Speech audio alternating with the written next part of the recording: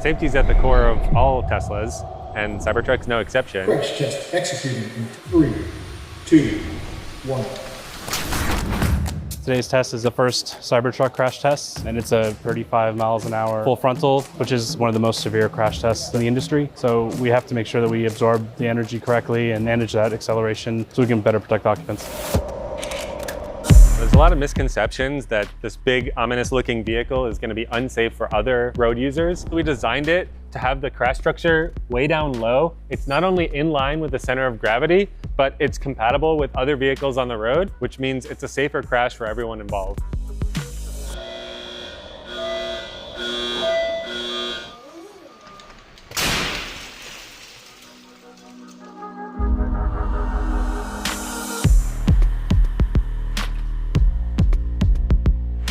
After the crash, we're going back, really making sure that our models match up with exactly the positioning of everything. And then with our simulations, we can see how the airbags are deploying, how the occupant is then interacting with these airbags.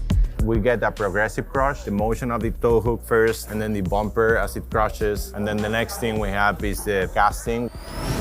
The large casting in Cybertruck is performing in a different manner compared to your typical stamped steel structures. Typically, it'll bend into a 3-point bend and absorb energy, whereas with a casting, it's going to break off into very tiny, small pieces. And the smaller the pieces that it breaks up into, the more efficient your structure is.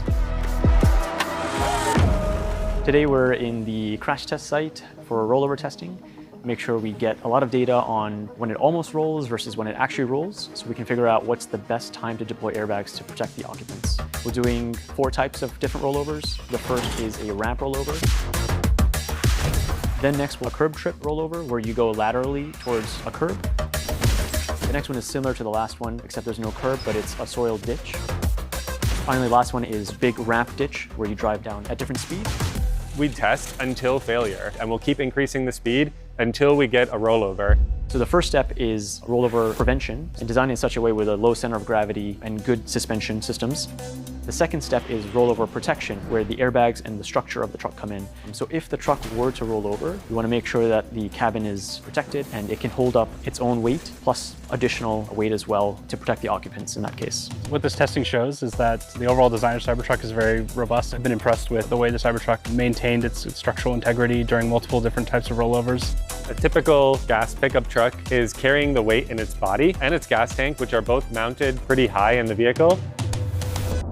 Majority of that mass is in the battery pack, which is down all the way on the floor. It's actually the floor of the vehicle.